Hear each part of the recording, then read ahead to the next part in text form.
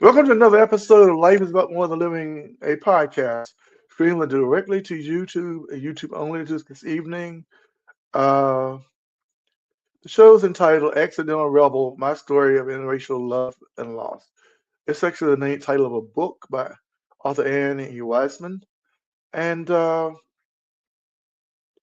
chose the two quotes, which I will repeat when I bring Annie on. And the quotes are these. It says, um, diversity is all about us and about us having to figure out how to walk through this world together. And a quote from the Institute of Racial Relations, Race Relations.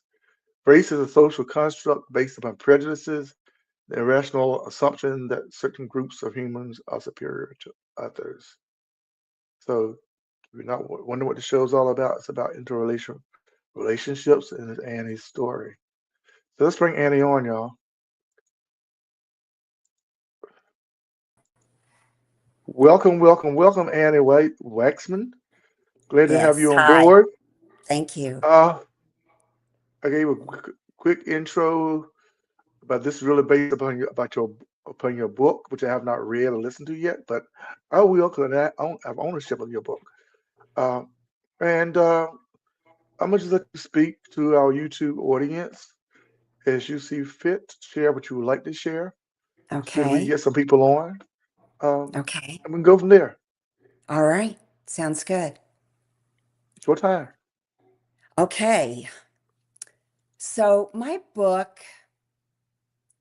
is really about, I would say, love, probably secrecy, um, race, racial tension, forgiveness, and really letting go of bitterness and moving on. And I think the fact that people can change if they want to. Mm, So it's really my story of what happened to me on July 26th, 1969, with a young Black man. And I was a cheerleader and he was a basketball player.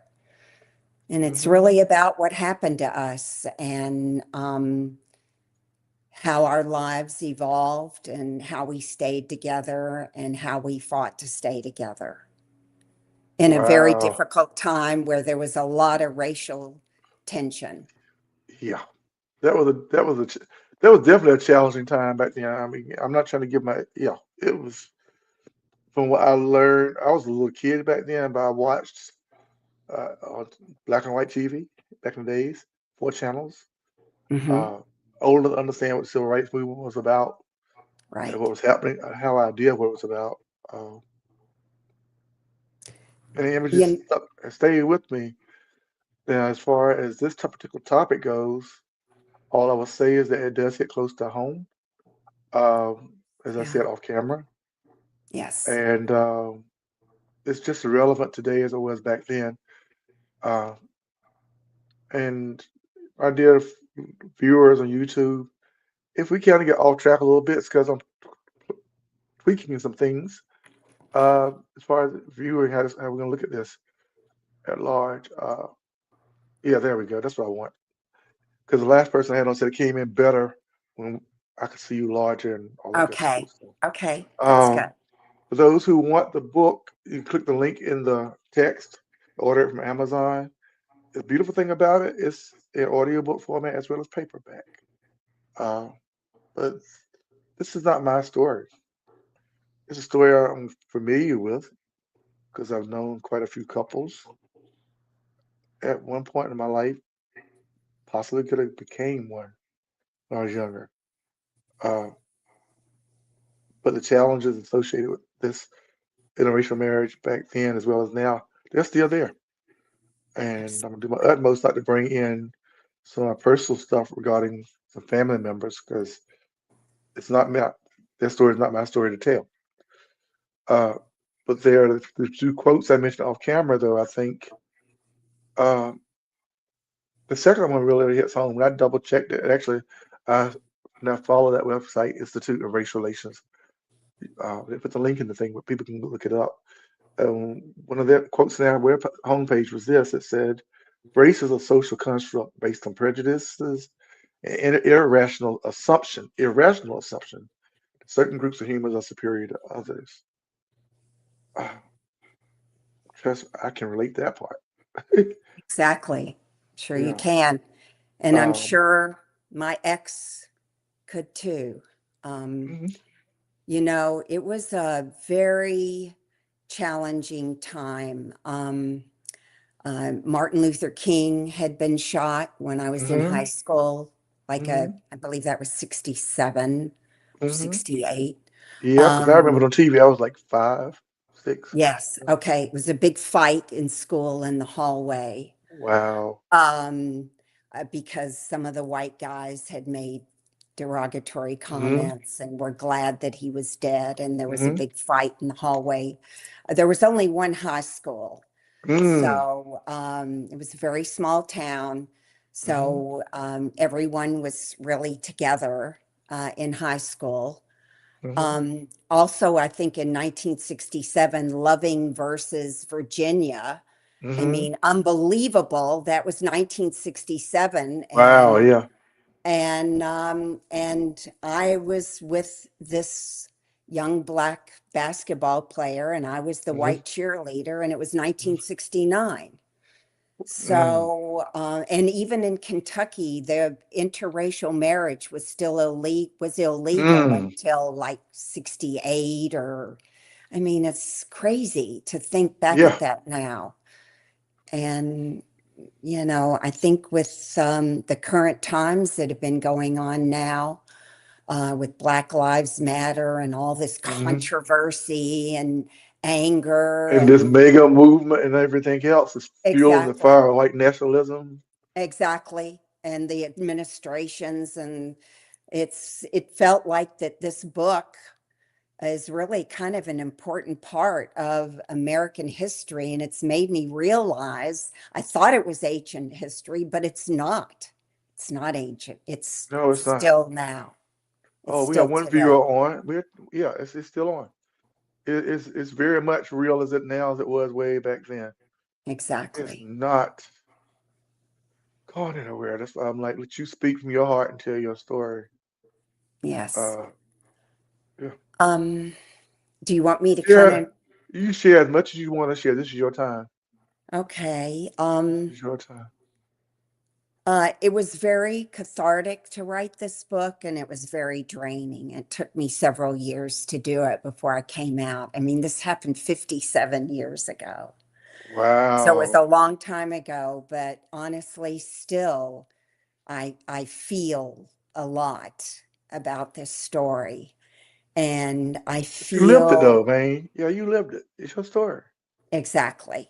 And a lot of people have stories, and some are harder than others, but we all have stories that Yeah. shape who we are. And some couples do not survive it. They end up in divorce for different reasons or another.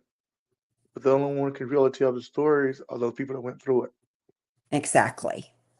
I mean, I didn't really try to be a rebel. I was like just a little good girl Hmm. that grew up and was mannerly and was very nice to everyone. I was very popular in school, and I was having a lot of fun and a good cheerleader. And it just kind of, I was always very friendly to everyone. Hmm. And James, who's in the book, contacted me. I had my own phone. My father was pretty powerful in our state. Hmm. And he called me and I Hmm. talked to him, and it just kind of evolved. I knew that I probably shouldn't be talking to him, Hmm. but I did. I mean, we were never allowed to say anything derogatory about anyone in Hmm. our home. So I was pretty shocked when that day, July 26, 1969, Hmm. happened, that everything happened that did happen. Um, but it was a very traumatic situation for both of us, for James and for me.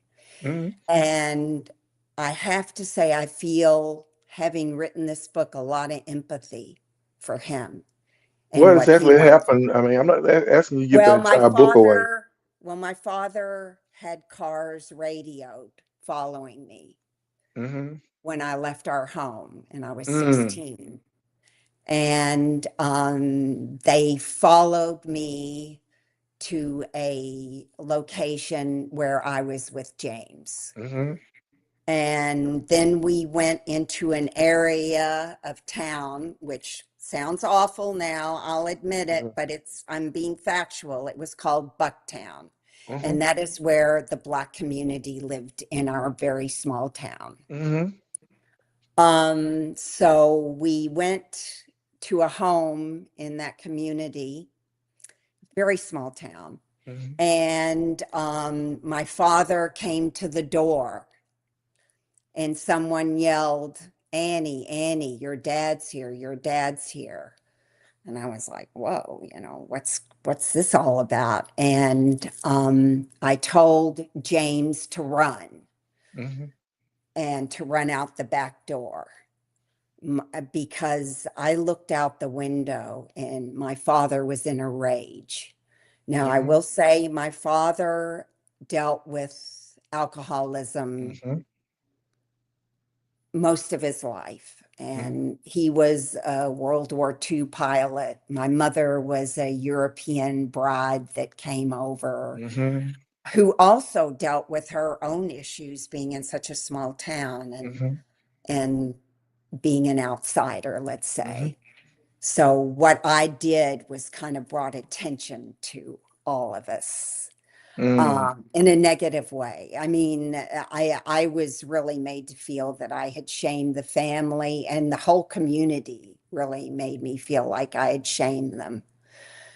So he ran out the back door because we used to meet in the cemetery Hmm. because it was close to where he lived. And so I would drive into the cemetery and he would meet me there and we would hang out in the car and talk. So that's how we first kind of Hmm. started talking with each other. And so my father, they opened the door and my dad grabbed me and threw me down these steps, these Mm. stone steps. And as in a small town, everybody's outside at that Hmm. point watching, of course. And there's my father, and at the time, his girlfriend, he was still married to my mother, Hmm. were there. Hmm. And there were police, Hmm. that had been. So then my dad threw, I fell down the stairs and his girlfriend spit on me. Mm. And then I was thrown into the back of his car and driven to my home, Excuse me, y'all. Yeah, that's listen. okay, which was about 5-10 minutes away. Mm-hmm. Okay. And he pulled in the driveway. And at that point, my parents had been separated for like 2 months. Mm-hmm. And I was taken out of the car. My mother ran outside and said, what's going on? What's going on? And he said, she's been with a Mm-hmm. N-word. Mm-hmm. Okay. So my mother is screaming, crying, and it's so bizarre to look back and think about that now, that for someone that's a different color of skin, it just, Yeah. in this day and time, it's just, And it's still happening more subtly. I and it know is. I Yes. knew of a minister once who in a small area, he and a white female minister worked Hmm. together Hmm. and they were advised against it in the church. I remember something Yeah. face to face. Yeah. We're like, you can be together, but you can't be doing ministry together Right. because we don't. And this I'm talking about this happening in the 80s, and Yeah. But go ahead, just be careful. When y'all do what you do on different assignments, always be careful. Hey, those days, in the 80s, we still had rotary phones and push button phones. We had no cell phones back then. Yes, But they got, right. but when it came down to the image of them becoming something more, that's when the real racism within the Christianity came to the forefront. Came to the It's like forefront. it came to the forefront. Exactly. You Exactly. could do the godly work, but Yes, you could not become closer than the exactly. ministry part. Exactly. Pretty much like historically speaking, there's a time a lot of people don't know about it, but they research, they will find that a lot of churches in the 1700s, before slavery really took a firm grip on this country, there were interracial churches, but you had the black leadership, according to historical record, over the black part, the white over the white part, but yet they met in the same building. And that actually was happening until it got to the point where you couldn't even do that anymore. So here Exactly. we are in the 80s, 70s, 60s, 70s, 80s. People are still being advised against that, yet you're supposed to be part of one faith. Because on the surface, Right. it looks good because we want everybody together, Yeah, but you right. can't be together behind the scenes. But you can't be together You be in together. a race way. Yeah, in a race, in a Well, romantic way, and no, anything of that not at sort. all. No. Uh, yeah. So when you get to sharing your story, I want to bring that in because at the core, even throughout our history, there's been that sometimes a very fine line of Christianity, as it's called, a church life, and a very direct, bold, outspoken line. And those who want to cross that line find themselves in your place, especially in a small town. The story I told you about was from a small town that had 3 or 4 stoplights. So I don't know how small your town was, but everybody knew everybody. Everybody, There was one main street. Everyone knew everyone. We had maybe three small elementary schools yeah. and But you were were large in that one movie context. theater where the Yeah, blacks had to go into the side door yeah. and go upstairs, and we got to go in the main door. Mhm. I can relate to that part. I'm 60. I'll be 64 this year, Okay. and I'll North be Carolina. 74 Well, soon. congratulations. Okay, so see, it's So yeah, even here, just 10 years. North Carolina was one of the last holdouts for integration. So I recall, and some people are still shocked when I tell them, I recall going in the colored people's bathroom. I recall going in a diner downtown, and we were on this side of the counter, and everybody's on that side of the counter. We get there first, and we had to wait for our food. And then when I had to go to the bathroom, my grandmother walked us outside around to the back, and then bring it. And then, I'm 64. Yeah. But yet, and when it and North Carolina was one of the rare states, but one of the early states that came up with they talk school choice now being become popular, really popular places. Yes. Where back then, I forget the right terminology for it, but they weren't called Christian schools back then. But to to prolong the segregation, the state created a certain type of schools where people would still be separated. And Separated. when integration was finally forced upon everyone, they would create a certain type of charter school back then. That's why when they speak of the charter schools now, like, I know where the concept came from. Yeah. Uh, but when they did it, it worked legally while the things being fought in the courts, as North Carolina was still holding out. So, but when integration became the law of the land, these same schools became Christian academies. So we were welcome. They would welcome a few of us in because long as we profess Christianity as a doctrine, Mhm. because the law said they had to integrate along the lines of religion, especially.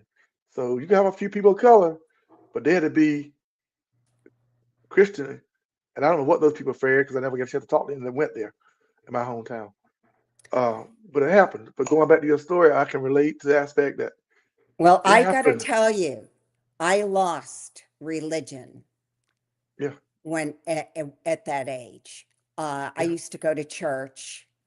My mother, who was European, was Yeah. Catholic, but my Mhm. dad was raised Methodist, and we used Right. to go to church.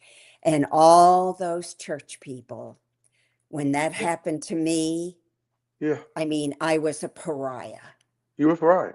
So And I there's lost all religion to this day. It I just have to yeah, say that. Yeah. there's a, So it it's a really whole different was not, topic that I would say on camera. I have didn't realize I've been on a spiritual journey for a lifetime, uh-huh, from the church to yeah, Jehovah's Witnesses, back to uh-huh, the church, uh-huh, uh, to what we now call Christian nationalists. Didn't even know I was among Christian nationalists at the time. uh-huh, I realized I was among what they call Christian nationalists now. The night they had a team meeting, we always had team meetings at the church for all the volunteers. There's about 1,500 of us. We used to get about 1,000 out for that night, and it was the first election of Donald Trump. And he said we had a choice between a narcissist and a baby killer. And he said, yeah, and at that point, I looked around, and there's about 10 people of color in there. I'm the most liberal one there, realizing where I was at. But then he held up a book about, allegedly about the founding fathers and this being a Christian nation. And this book and the Bible basically what we stand upon. And that was the night I walked out and left behind friends, good friends, that I'm like, but you just, that part, the yeah, racism, you're welcomed in to conform. yes. You're welcome in, but you will never be the elite. We even had a gentleman who was a top runner on American Idol. And, Oh, and before that night happened, I watched them marry off men of color to white women so that they wouldn't leave and take their gifts and talents with them. It hmm, wasn't long before this young man was married off. hmm, And interesting. what I call engineered marriages, because you don't want to lose this kind of talent. You already lost another one to a black church that probably saw the okey doke before Hmm. I saw it. Because you got to have that thing to be accepted. And so, yeah, on the surface. So I Yeah. understand. I understand that part. I'm not going deeper on this. Not what this is about. But I do say I want to say I understand that part and that being disgruntled. And it's not Yes. church hurt, as some people call it. It's actually church trauma Yes. because you're traumatized on one level or another, whether it's because of your experience or my experience or someone else's experience. Yes. And the heal from the trauma sometimes means letting go, Yes. Yes. not letting go of God, but letting go of Uh-huh. the institution. the, Hmm. Yes. the institution, which I love. Again, go back to your book title, which I didn't really hit hard. Accidental rebel. I can. I think I joined. I'm in your league on a different aspect. I'm an accidental rebel because I like being a conformist because conformists give you friends Uh-huh. and give you Uh-huh. family and everybody got along and you could be black, white, blue, green, whatever it was you Right. fit. But when you do what you did in the time period you did it in, yeah, Yeah. I mean, I didn't set out to be a rebel when I was young, no one but does. I don't think some yeah. people might, but not really. Yeah. A But, teenager. I mean, you should have some I was fun. a good girl. I mean, we were Yeah, whipped. I mean, it was the 50s and you're 60s right. code. You don't Traditional, talk but about what's going on at home. You don't yeah, let what will the neighbors think? It was all really that, all that very image, much all all of that that. image, all of Yes, that yes. image. And I was told that I shamed the family. I actually got into the house after my mother went crazy and went in Yeah. there and um I'm not sure how much I'm supposed to You say. can say all you want to say. We usually go about 45 minutes or hour. So you're good. We're Okay. 25 minutes in. All right. So I'll hit on Well, the I want you to be that comfortable with whatever you day. say, though. Be comfortable with whatever you choose to share is all I'm asking. Be Okay. comfortable with it. I mean, it's all in the book. I mean, I have said everything and it's all the truth. And, I'm not always putting myself in a good light in this book. Yeah. I Well, mean, you it's did better. just, You Yeah. did better than I did. I took my book and made sure it was a poetry collection of 72 pages. I left a lot out that I usually bring in these Well, podcasts. I laid it all out. It's out there. Yeah. And this is who I am, and this I'm is at who the I am. It shaped yeah. me as to who I am today. I'm I'll at the skip one of my books and go to your book. I'll tell you though, I'm going to touch on some things that dealt with the trauma. Okay. Um, After I went into the house, and it was chaos, and my older sister was there, my younger sister was put into the bedroom, and she Yeah. was told not to come out. And my older sister knew that I was with James. Mm. Um, Well, so I did something different, Annie. I've added Facebook because your story needs to be reaching some of my Facebook audience. okay, So I okay, added Facebook. Okay, okay. I'm listening. So my sister knew about this, and I never thought that my father would act how he did. However, he when he asked me if I had slept with him, and Hmm. I was so afraid of my father because he was so powerful. And I didn't want to lie because I had been lying for a long time. Even my Hmm. best friend didn't know. And there were rumors around town that I was with Yeah, I get it. this The black guy. basketball player. That's all the So black guy. Yeah. my father, when I said yes, because we were in the cemetery and I Yeah. was a virgin, and it All just the. all kind of evolved. Yeah. We were on a train that could not stop. Let's put Right. it that way. It was rolling, and there was no way to get off. And so my father then ran to the chair and was choking me. And Wow. my sister and my mother were trying to pull him off of me. And then he said he was going to kill me. And my mother said, run. And I ran out the front door, and I ran in the neighbor's backyard, and I heard a shot go off. Hmm. Now, honestly, now I have to, I wanted, all right, I'll say I heard a shot go off. Obviously, I was not hit. Hmm. I don't know where that was to scare me. Now, my father was drunk. Hmm. I have to qualify by all of this. He was drunk. So, and I have to say that there was news out that he was going to kill James. Hmm. So all over the town, word was out that he was going to kill James and he was looking for him. Um, so I don't quite remember. Somehow, my sister, someone brought me back into the house, and all these relatives started coming over. A Hmm. minister, everyone said how I'd shamed the family, and the cops came and they told my father they had to take the guns away from him. So Mm. they took the guns. Mm. Um, then I just remember just being a zombie, Mm. basically. And I remember we were sitting there, some of the people were leaving. We lived in a cul-de-sac. There were like 50 cars going Mm. by our house and then Mm. coming back around. There were rumors that my body was at the funeral home. Wow. So, and I was out of it. Apparently, something happened, and my father said he needed to leave for a few minutes, and he left, and my mother followed him because she thought he was going to kill himself. Mm. And he had met his girlfriend at the steakhouse, the only steakhouse that was in town. And my mother took her car and ran into that car and came Mm. home Whoa. and ran in the house and was going to slit her wrists. So there was all this crazy chaos going in the house. And I am literally so traumatized. I'm like almost comatose, Hmm.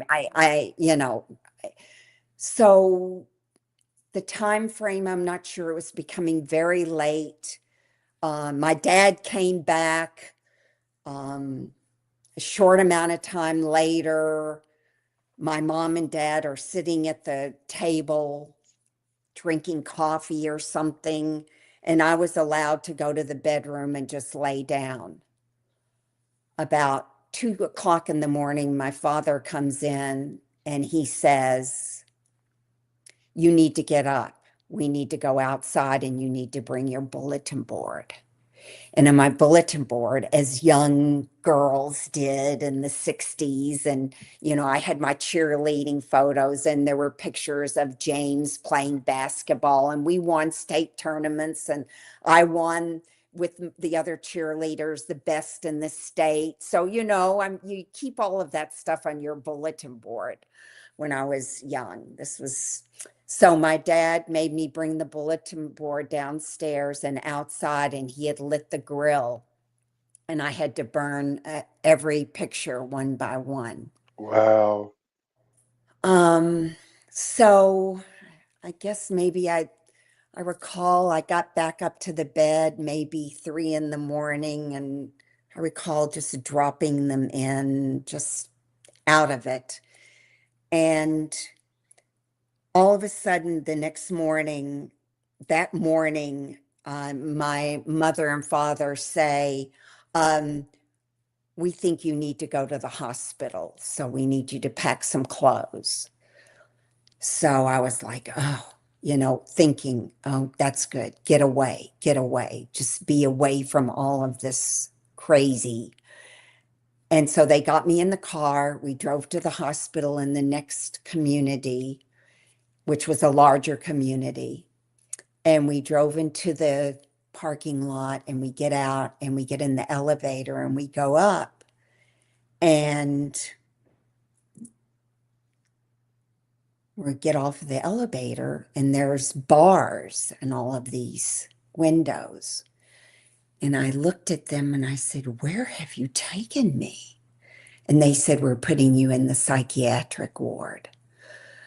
So I was put in a psychiatric ward with people.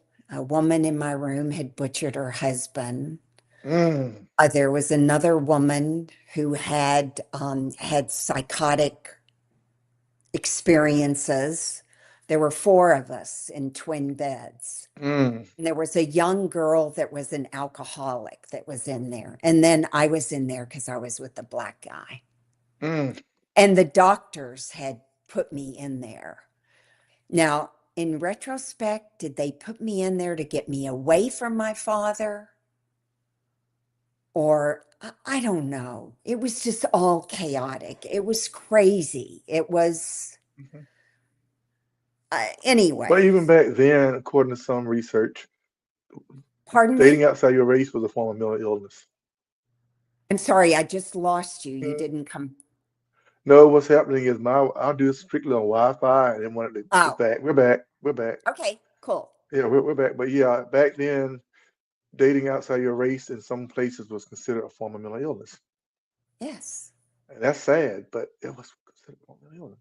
I mean, this And was like it's sort of like the 1969. LGBT community. People thought they had a cure for it, but you are who you are. Exactly. So, I was there for a week. I was drugged. I don't remember much about the time. I have friends that said they came to visit me. I don't remember that. We played cards and we ate at card tables and Mhm. whatever. I got out after a week. I Mm. went home. My sister was not allowed to go back to college where What? she was in Florida. Hmm. And so she had to go in the state where we were because she knew about it and didn't tell them. She was Mm. 2 years older than me. And then they told me I was being sent away to a Catholic girls' boarding school in North Carolina, North Carolina. Asheville. Wow. Asheville. Wow. So I spent my senior year in Asheville, North Carolina at a girls' boarding school for girls Mm. that were trouble. Mm. Yeah, I would say something like that. Troubled, you a troubled child. You were a troubled child. Yeah, all the labels, all the labels. Yes. So so much more happened that Like I said, I couldn't possibly tell you, but I will tell you. well, you don't have to tell it all now. We want No, people to I'm buy just your going to book. tell you We two want people to buy your book. things. We want people to get your book I just to get do, it but off. I'm going to say one thing that I think will kind of show people what was going on. Hmm. Ultimately, with lots of stuff that went on before that, and I will say there were a lot of Black women that did not like me and did not like it that I was with a very popular, Hmm. handsome Black man. Hmm. Okay. But I kind of was living in the Black community after that Hmm. Hmm. for quite a while, Yeah. secretly from Hmm. my family, Right. okay, in hiding. Hmm. Um, but when we moved west, I will say that when we went through states like Arkansas and Kansas, I had to hide in the back seat and cover myself because we could not get served at gas stations because we were in the car together. Are you Eh, and James or you and your Yes. father? Okay. No, me and James. Wow. We could not get served. Yeah. And when we got a hotel, because from Kentucky to California was a long way, Yeah. I would go in and get a room, and we would pick a hotel off the freeway that was access easily, just you Hmm. didn't have to go inside. So Hmm. I would get a room, and he would drive around the back and then come up and sneak in the room so we Hmm. could be in the room together. Now, you want to know what year this was? Oh, but like this, 1976. I was getting ready to say about 70 something. Yeah, 76. I believe it. Yeah. I was entering into 10th grade. I graduated in 1980. I think it's 10th grade, I think it was. Uh-huh. See, Um, because of my people that my podcast has a name on it, like World of Living for a lot of reasons. And because of some of the things I've been through, quite often certain memories are triggered from my guests yes. or other people. And in this particular case,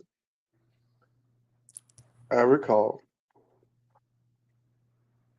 this young man who I was going to high school with, whom I was high school with, whom I would say out for a bicycle ride. I'm not trying to give too many specifics because small towns people can start picking up on stuff, and a lot of my people, my hometown, Right. follow me on Facebook. Uh-huh. Uh, this particular individual, Uh-huh. he out on a bicycle ride.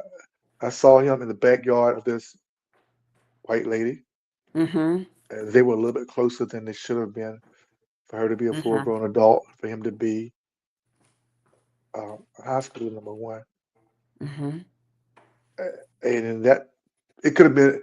I, I'm not saying there was something happening between them, but the proximity of the two bodies was just too close. And I'm like, I'm just riding my bicycle on. It's none of my business. I'm gonna keep on going and get where I was going because I'm there were things happening behind the scenes Uh-huh. with people across racial boundaries. Yes. Um, and you just didn't talk about it. You hid it because lives was on the line. Uh, I got married in 1985, and the route I traveled to see my former wife, uh, no cell phones back then. Yeah. It's about 10 to 12 mile stretch of empty road, farmland, fields. And one night I was on my way home, I looked over and saw a cross burning in the field. Wow. Wow. Really? But that's the thing about small towns in race relations, you know who stands where. Yes. In your case, traveling. In my case, knew what stood where. People still mixed and mingled and got along pretty good on the surface. Right. Right. And some of my friends I came out of high school and have interracial marriages.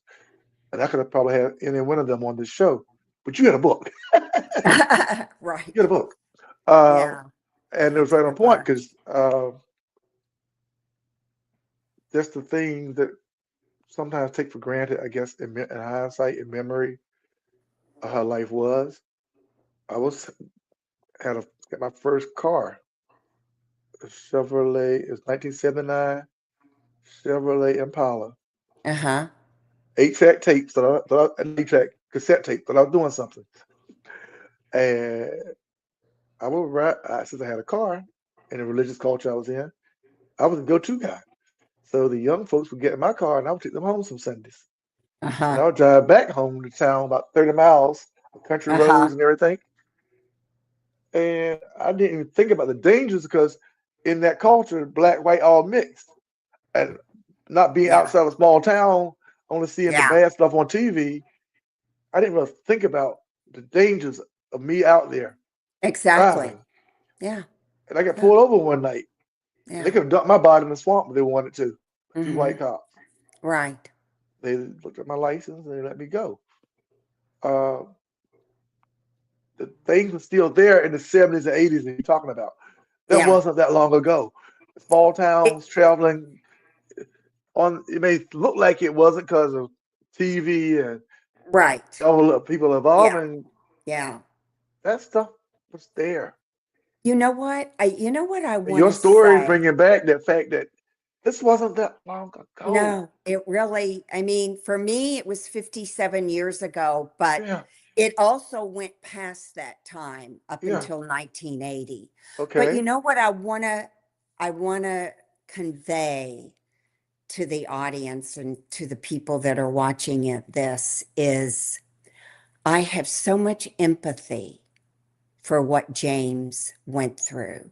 Mm, This young black man who did not have money, um, was kind of caught up in this whole whirlwind hmm with this white girl that whose father happened to be pretty powerful. hmm And I think he never really, even years later, because we were together probably 12 years, Wow. never felt comfortable with me. Never really felt comfortable after we moved away, like holding my hand. I mean, Henry in the book, who knew James, where we live now in California, said that he didn't want to eat fried chicken or watermelon because he never wanted to be kind of associated with that blackness. I don't know, what do you call it? I mean, he was never comfortable, I don't think, with me. I think he was never comfortable in this interracial marriage. I feel, you know what? I mean, I feel so bad for him. He's my age now. hmm He literally lives 12 miles from me, and I have not seen Wow. him since 1981. May I just, without going deep into the story, Yes, what hap- what was the tipping point? And are you, are you, I'm getting real personal. You don't have to answer if you that's don't want to. okay. I'm open. Are I'm you an in a open book. relationship now? Are you in a relationship now? And is it interracial or have you? I am married now. hmm This is my second marriage after James, hmm and my husband is Jewish.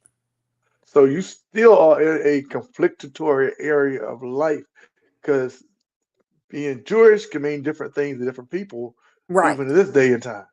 right. Are you? Because it could be. Are you a Zionist Jewish person?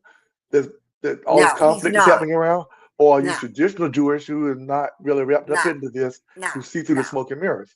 No, no. I So mean, at the end of the he's day, no. you're still living your life as an accidental rebel. Yes, I guess so. Yeah, I Because guess if you so. were dated a Jewish guy back then in a small town, it wouldn't have been much more different for you than dating a black guy back then. Right, right, right. Exactly, exactly. It'd been the equivalent of dating a German during World War II. Well, Wouldn't have went over we well. had a family in our neighborhood. There were only two Jewish families in our town, Hmm. and they had both been in the Holocaust. And my mother was Polish. But she was born in Germany, and she met my dad in the war. Yeah. See, So, that's where the mentality of race that you are better because of where you arrived from mhm, kicks in. yeah, And you can, and even in my culture, we have a measure of disconnect. That people like now, I'm a 64-year-old man, pretty much reconnecting with a lot of his heritage, his past, his culture, and religiously, spiritually, across the board, because I realized that my history lives through me, yes, and it wasn't that long ago. hmm. And like you said, y'all had two Jewish families. I'll say the word Bucktown because we call it Color People Town. I mean, Oh, you I do. literally grew up. Where I grew up at the street I lived on, we had a Color People cemetery within walking distance. Oh, yeah, yeah. There were separate cemeteries. Um, Absolutely. and Yes. it's funny though, because now my hometown has a black mayor. and, and one of my classmates owned about a third of the town. He's black. He literally owns about a third of the town. That's funny. It's I'm funny pretty, because it's funny how life and God and the universe have to be a tip in the scales for those of us who come past some of that. yeah, And I was kind of joking about it a year or so ago, and they said, no,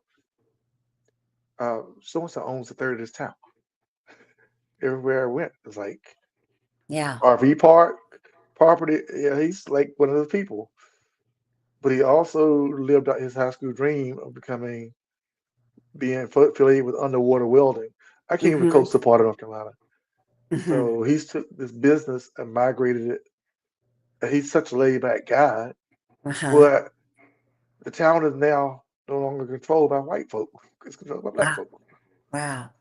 Wow. Yeah, Amazing. but you still see the dividing line. I mean, I can still ride down the waterfront. I can see the old houses with the giant pillars, Yeah. and being away for so long. Occasionally, I get a police officer following my car because they don't know where I am. Yeah. But for the most part, the part where the colored people of color predominantly lived at, that's about half of the town. He owns the area. Everywhere you Wow. go, it's his property and beyond. And like I said, we have black mayor and black people in the fire department and all the stuff I didn't see growing up. And we laugh about it now because Yes.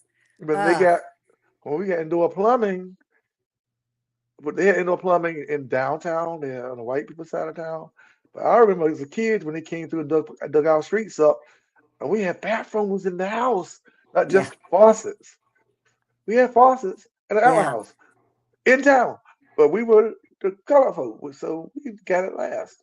Yeah. Uh, it's crazy talking about it from that aspect of things, but it You goes back know, to the interracial love, the marriage, the loss, the I want challenges, to, the change.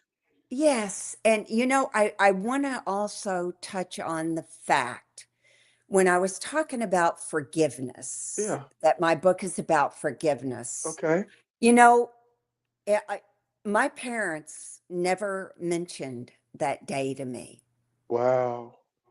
ever. Wow. Well, I can't say that. My father made one comment and he said, that should have never happened the way it did. And that's all he ever said my whole life until my parents died. That was the Wow. only acknowledgement of that day. But you know what? Interestingly enough, people can change. Yeah. Older Yeah. people can change if they Yeah. want to. My Yeah. father ended up marrying a young woman, much younger, I might add, who had a mixed race child, and she lived in the mansion with him, and he treated her as his own child. Wow. Yeah, people can't. Like I said, So yeah, there's some things I could tell, but I'm not gonna tell because it's not my stories. People know stories, but yeah, uh, So it can happen and yeah, people can change. And so that's, for me, I needed to live the rest of my life without bitterness. And that's what I had to do. And I chose to survive. I chose to be strong. And I could have folded and been some little meek girl who couldn't especially back handle anything. then in that time period, especially that Yeah, time period. and you know what? I have to say that James and I were on, we were rolling, and we had to roll through and make it show that it was worth it all. Yeah, Everything we went through was worth it all. yeah, I mean, yeah, we had to end in a marriage. It had to happen. yeah. The story could not end only that way. But Now unfortunately, it I didn't don't, I don't, last. yeah, I don't want to dwell on the divorce part of it, but briefly, and really briefly, what was your tipping point so people don't walk away thinking? I'm gonna let you tell me because I don't. What was your tipping point that pushed towards your divorce? You know what? We just had nothing in common. We just weren't the same. You know what? I married my father, sort of. I Ooh, mean, he was alcoholic.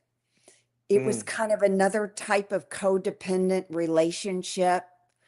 Um, we weren't alike. I was very outgoing and everything and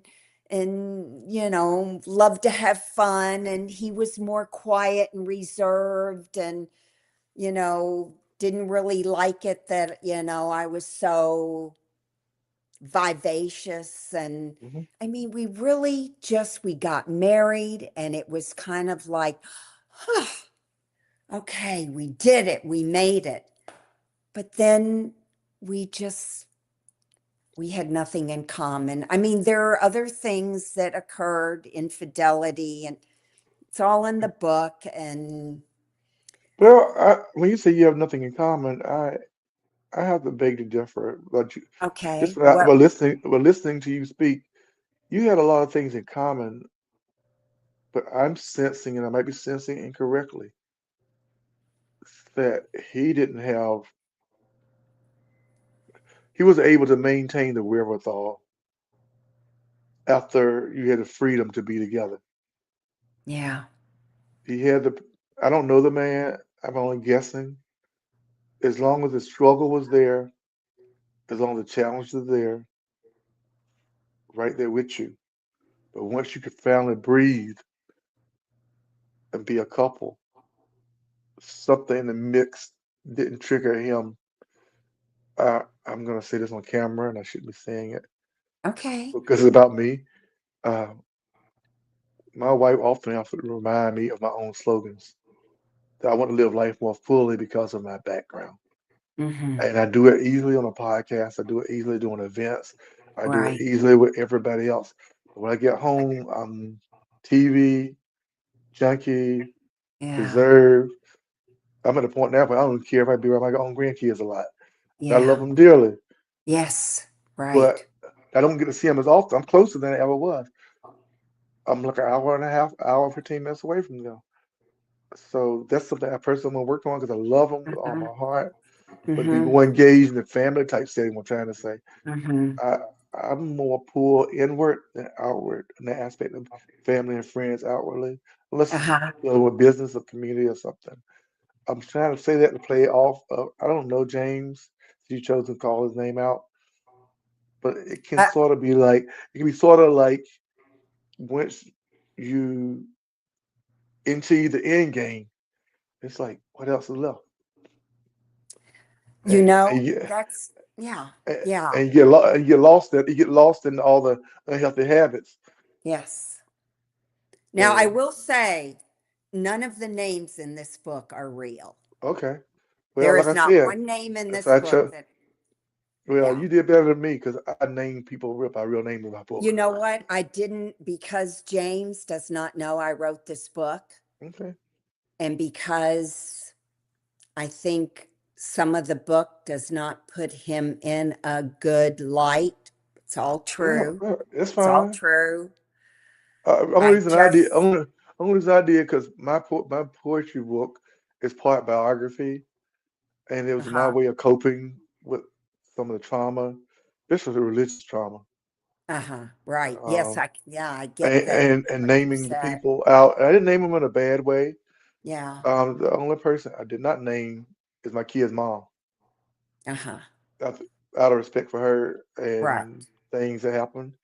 Yes. My wife also wrote the foreword of this book, and I'm glad Hmm. she did. And there's part of it has pictures of us in it. I tell you, this is the happy part, the happy part of the book, uh, because I I felt the need to put that there and put her there on blast.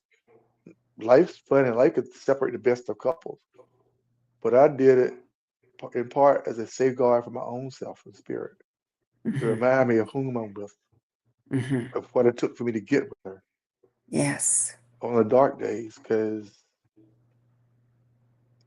I couldn't have, I don't think, even though my therapist said I would have written that book regardless as a way of releasing and healing, I Hmm. don't believe I would have wrote it without her being in my life. Hmm. Uh, and I need to say more of these nice words to her in person. I'm working on that part too. But anyway, so I Yeah. chose to name certain names, because even if I didn't name the names, small town people could figure out who it was. Well, Those who choose I to read it, actually, there are people in my small town that know that it's me, but yeah. But aside from all of that, I'm glad you choose to go by your pen name. Anyone reaches out to Annie and wants to get her real name, that's up to you. I suggest just getting her book.